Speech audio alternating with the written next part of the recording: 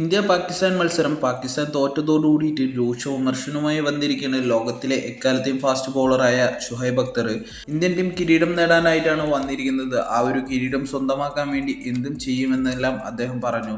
നിലവിലെ ലോകകപ്പ് ചരിത്രത്തിൽ മൊത്തം 9 കളികൾ പരസ്പരം ഇന്ത്യ പാകിസ്ഥാൻ നേരിട്ടപ്പോൾ 7 കളികൾ സ്വന്തമാക്കിയിരിക്കുന്നത് ഇന്ത്യൻ ടീം തന്നെയാണ് കേട്ടോ. ഒരു കളിയാണ് പാകിസ്ഥാൻ ജയിച്ചത്, ഒരു കളി മഴ മൂലം റദ്ദാക്കുകയും ചെയ്തിട്ടുണ്ടായിരുന്നു കേട്ടോ. നിലവിൽ പാകിസ്ഥാൻ എത്തിത്തൊടാൻ പറ്റാത്ത അത്രയും ദൂരെയാണ് ഇന്ത്യൻ ടീം എന്നൊക്കെ അദ്ദേഹം പറഞ്ഞിട്ടുണ്ടായിരുന്നു. അതുമാത്രമല്ല, ഒരു കാലത്ത് ഇന്ത്യൻ ടീമിനോട് പാകിസ്ഥാൻ പൊരുതിയിട്ടുണ്ടായിരുന്നു. എന്നാൽ ഇപ്പോൾ ഒരു ചെറിയ ടീമുകളെ തോൽപ്പിക്കുന്നത് പോലെയാണ് ഇന്ത്യൻ ടീം പാകിസ്ഥാനെ തോൽപ്പിച്ചുകൊണ്ടിരിക്കുന്നത്. പാകിസ്ഥാന് ഒരു രീതിയിലും ഇന്ത്യൻ ടീമിന് ഒരു സമ്മർദ്ദം കൊടുക്കാൻ പോലും പറ്റുന്നില്ല എന്നൊക്കെ അദ്ദേഹം പറഞ്ഞിട്ടുണ്ടായിരുന്നു. അതുകൂടാതെ പാകിസ്ഥാൻ സെലക്ടേഴ്സിനെയും അതേപോലെ തന്നെ പാകിസ്ഥാൻ ക്യാപ്റ്റനെയൊക്കെ അദ്ദേഹം വിമർശിച്ചിട്ടുണ്ടായിരുന്നു.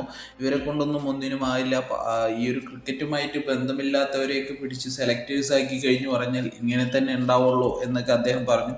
അതുകൂടാതെ തന്നെ ഒരു ക്വാളിറ്റിയും ഇല്ലാത്ത ക്യാപ്റ്റന്മാരെ ചൂസ് ചെയ്ത് കഴിഞ്ഞു പറഞ്ഞാൽ ഈ കളിക്കളത്തിൽ ഇതല്ല ഇതിനപ്പുറം നടക്കും എന്നൊക്കെയാണ് അദ്ദേഹത്തിൻ്റെ വിമർശനത്തിലൂടെ കൂട്ടിച്ചേർത്തത് കേട്ടോ.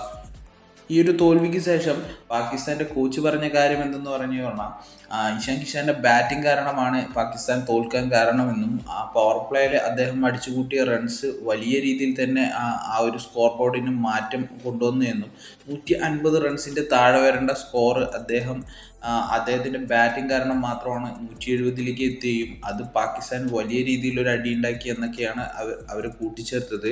അതുമാത്രമല്ല, ബാറ്റിങ്ങിലേക്ക് വരുന്ന സമയത്ത് പാകിസ്ഥാൻ ബാറ്റ്സ്മാൻമാർക്ക് ഒരു രീതിയിലും ഇന്ത്യൻ ബൗളേഴ്സിനെ ഒരു സമ്മർദ്ദത്തിലാക്കാനോ അല്ലെങ്കിൽ ഒരു പ്രഹരമേൽപ്പിക്കാനോ പറ്റിയില്ല എന്നൊക്കെ അദ്ദേഹം പറഞ്ഞിട്ടുണ്ടായിരുന്നു കേട്ടോ.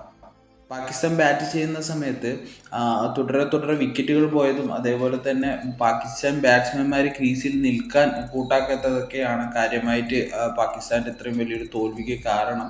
ഏതെങ്കിലും ഒരു നല്ല രീതിയിലൊരു പാർട്ട്ണർഷിപ്പ് ഉണ്ടാക്കിയതാണെങ്കിൽ, 50-ന് മുകളിലൊരു പാർട്ട്ണർഷിപ്പ് ഉണ്ടാക്കിയതാണെങ്കിൽ തന്നെ അത് പാകിസ്ഥാൻ ഏതെങ്കിലും രീതിയിലൊരു ഗുണം ചെയ്തേനെ. ഇത്രയും വലിയൊരു തോൽവിക്കും മറ്റു നാണക്കേടിനും ഇടയുണ്ടാക്കിയില്ല എന്നൊക്കെയാണ് പറയുന്നത്.